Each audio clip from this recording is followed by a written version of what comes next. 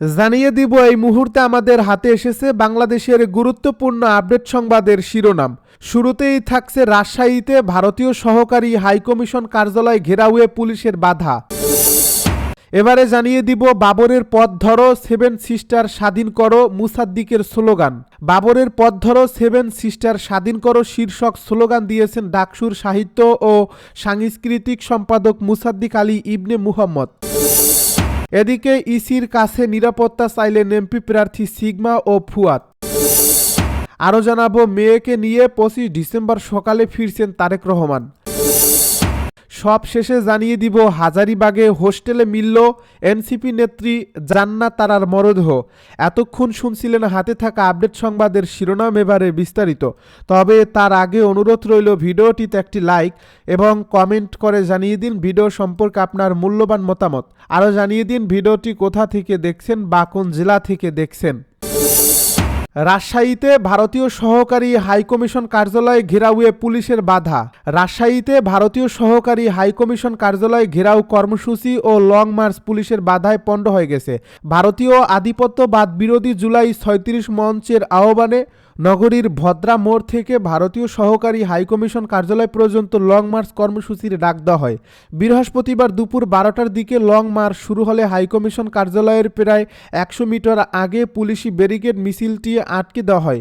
এ সময় অংশগ্রহণকারীরা শান্তিপূর্ণভাবে ব্যারিকেডের সামনে অবস্থান নেন এবং সামনে অগ্রসর হওয়ার অনুমতি চান। এর আগে সকাল থেকে ভদ্রা এলাকায় নিরাপত্তা জোরদার করা হয়। একই সঙ্গে আইনশৃঙ্খলা বাহিনীর অতিরিক্ত সদস্যদের মোতায়েন করা হয়। এছাড়াও হাইকমিশনের কার্যালয়ের অদূরে সড়ক বন্ধ করে দেয় প্রশাসন। এর ফলে বিক্ষোভকারীরা বাসভবন পর্যন্ত যেতে পারেননি। এ সময় বিক্ষোভকারীরা সড়কে অবস্থান নিয়ে বিভিন্ন স্লোগান দিতে থাকেন।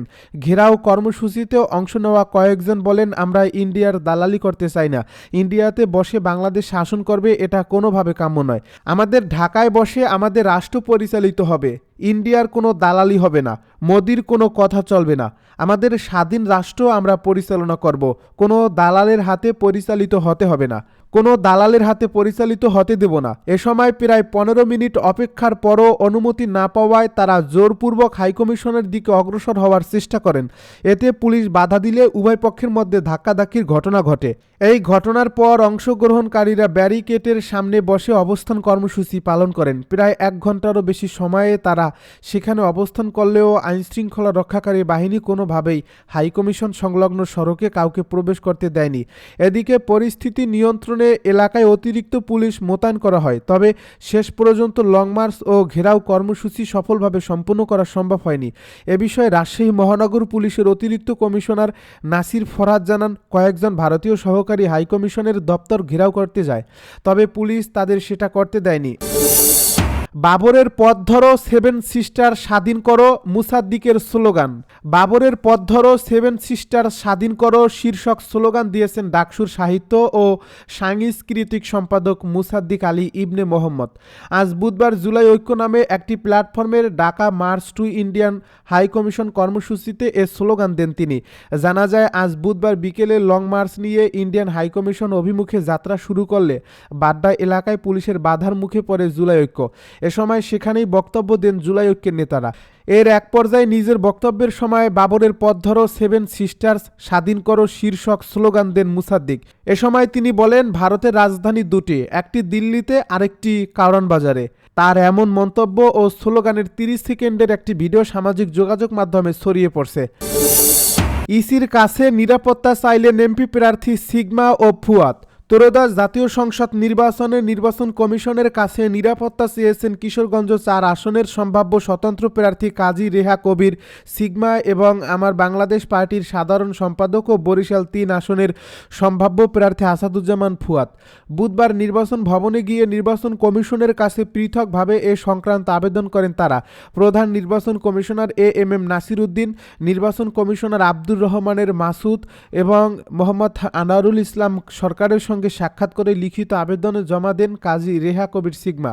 কাজী রেহা কবির সিগমা আবেদনে কিশোরগঞ্জ ৪ আসনে স্বতন্ত্র প্রার্থী হওয়ার প্রত্যয় ঘোষণা করে তিনি নির্বাচনী এলাকায় গণসংযোগ শুরু করছেন এবং এরই মধ্যে ব্যাপক জনসমর্থন পেয়েছেন বলে উল্লেখ করেছেন। গণসংযোগ কার্যক্রমে তার অনেক কর্মী ও সমর্থক সক্রিয় রয়েছেন বলেও জানিয়েছেন তিনি। আইনানুগ গণসংযোগ কার্যক্রমে ভীতি সৃষ্টি ও বাধা দেওয়ার উদ্দেশ্যে কিশোরগঞ্জ জেলার অষ্টগ্রাম থানার পুলিশ ন্যাক্কারজনকভাবে তৎপরতা চালাচ্ছে বলে অভিযোগ জানিয়ে তিনি জানান, ১৬ ডিসেম্বর দিবাগত রাত আনুমানিক ১টার দিকে তার এক নিরপরাধ কর্মীকে গ্রেপ্তার করে ভুয়া মামলায় কিশোরগঞ্জ আদালতে পাঠানো হয়েছে। এতে তার কর্মীরা আতঙ্কগ্রস্ত হয়ে পড়েছেন এবং নির্বাচনী কার্যক্রম মারাত্মকভাবে ব্যাহত হচ্ছে। গ্রেপ্তার মোহাম্মদ কিয়ামত আলী, একজন নিরীহ ও জনপ্রিয় ব্যক্তি উল্লেখ করে সিগমা বলেন, তার বিরুদ্ধে আগে কোনো মামলা বা অভিযোগ ছিল না। তাকে ২০২৪ সালের ৯ নভেম্বর দায়ের করা একটি মামলায় আসামি দেখানো হয়েছে, যা সম্পূর্ণ মিথ্যা ও বানোয়াট। ওই মামলায় কিয়ামত আলী এজাহারভুক্ত আসামি নন। অষ্টগ্রাম থানার খুব কাছাকাছি বসবাস করলেও গত ১ বছরে পুলিশ কখনো তার খোঁজ নেয়নি। এতে স্পষ্ট বোঝা যায় শুধু তার কর্মীদের মধ্যে ভীতি সৃষ্টির উদ্দেশ্যেই এ ধরনের পদক্ষেপ নেওয়া হয়েছে। বিষয়টি তদন্ত করে অবিলম্বে দায়ী ব্যক্তিদের বিরুদ্ধে আইনানুগ ব্যবস্থা গ্রহণ এবং আসন্ন নির্বাচন সুষ্ঠু ও প্রশ্নাতীত করতে প্রয়োজনীয় পদক্ষেপ নেওয়ার জন্য সিএসির হস্তক্ষেপ কামনা করেন তিনি। এদিকে আমার বাংলাদেশ পার্টির সাধারণ সম্পাদক আসাদুজ্জামান ফুয়াদ, নির্বাচন commissioner brigadier general Abul Fazal Mohammad Sanaullah এবং ইসির সিনিয়র সচিব আক্তার আহমেদের সঙ্গে সাক্ষাৎ করে নিরাপত্তা সংক্রান্ত বিষয়টি তুলে ধরেন। মেয়েকে নিয়ে ২৫ ডিসেম্বর সকালে ফিরছেন তারেক রহমান। আগামী ২৫ ডিসেম্বর দেশে ফিরছেন বিএনপির ভারপ্রাপ্ত চেয়ারম্যান তারেক রহমান।